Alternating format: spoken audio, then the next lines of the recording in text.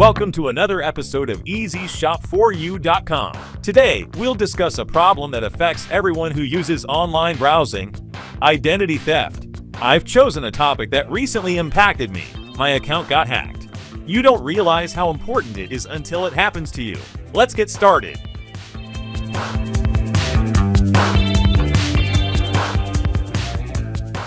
Okay, let's talk about something that is frankly terrifying for just about all of us: social media security.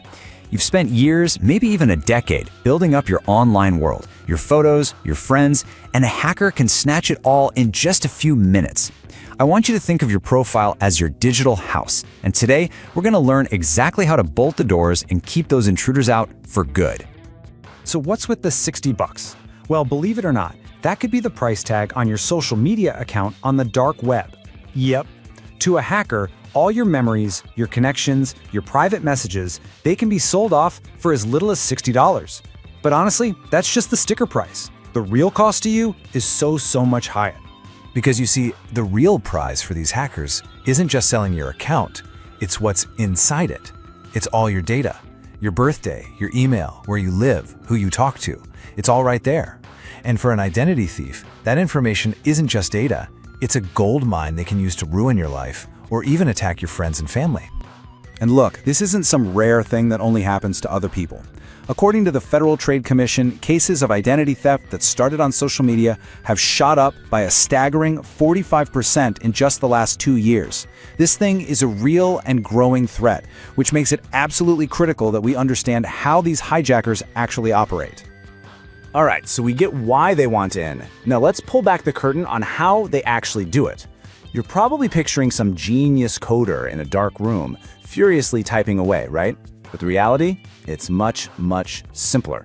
Most hijackers just rely on a few basic tricks that play on our own human nature.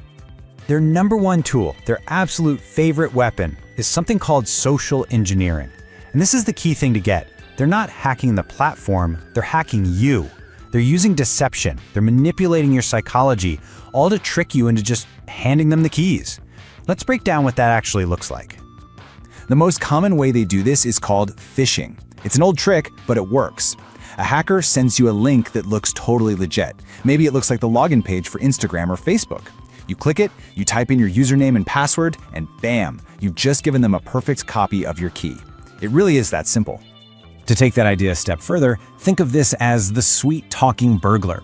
This is that frantic message from a friend who's stranded and needs money, or that exciting notification that you've won a prize.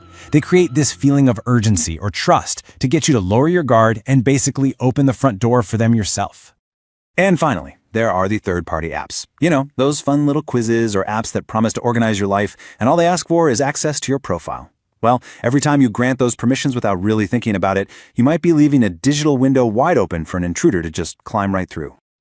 Okay, so that was the scary part. But here's the good news, and it's really good news. You are not powerless here. Not even close. You have all the tools you need to stop them. So it's time to fortify your digital walls. Let's go through the simple, but incredibly powerful steps you can take right now to build a fortress around your accounts. If you do only one thing after watching this, make it this: turn on two-factor authentication, or 2FA. But listen, not all 2FA is the same. Getting a code sent to you by text message is good, but hackers have a trick called SIM swapping that can get around it. The much better, much safer option is to use an authenticator app. Because it isn't tied to your phone number, it is a significantly stronger layer of security. See, real security isn't about one giant lock. It's about building layers of defense. Think of this as your essential checklist. It all starts with making your login stronger and goes all the way to keeping offline backups of your important stuff. Every single step here adds another lock, another wall, to your digital castle. But what if? What if the worst has already happened? What if you're listening to this and you're already locked out of your account? First things first, don't panic. Seriously, there is a clear step-by-step plan of action for reclaiming your castle. Let's walk through that recovery strategy right now. This is that heart in your throat moment, isn't it? You go to log in and your password, the one you've used 100 times, just doesn't work. You see the email on the account has been changed. What in the world do you do? The key is to act fast, but also to act smart. Okay, here's your 5-step emergency plan. No panic, just action. First, go directly to the platform's official recovery page and start that process. As soon as you're back in, immediately sign out of every device and enable a strong authenticator app for 2FA. Then, you've got to check for any damage, and finally, report the hack and let your friends know what happened. Now let's quickly talk about a related threat, one that's just as nasty, the imposter account. This is when a scammer creates a fake profile that looks exactly like yours, all to trick your friends and family. It's a different kind of attack, one that's aimed at destroying your reputation. The response here has to be just as fast. Report that fake account to the platform immediately. They all have processes for this. Then, while they investigate, get on your real accounts and shout from the rooftops that there's a fake out there. It's also just a good habit to search for your own name every once in a while to catch these things early. So after all of this, what's the one big takeaway? It really comes down to this idea right here. Your security isn't a one-time thing you set up and forget. It's an ongoing practice.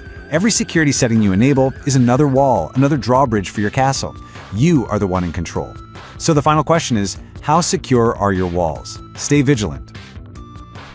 Thank you for listening to another episode of EasyShop4U.com. I hope you enjoy this information, and don't forget to visit EasyShop4U.com. In the description of this audio, I invite you to watch a free course on how to protect your identity. Do you want to know how many ways these scammers try to steal your information? Remember, ignorance isn't bliss. The link is in the description. We look forward to seeing you there. Have a great online safety day.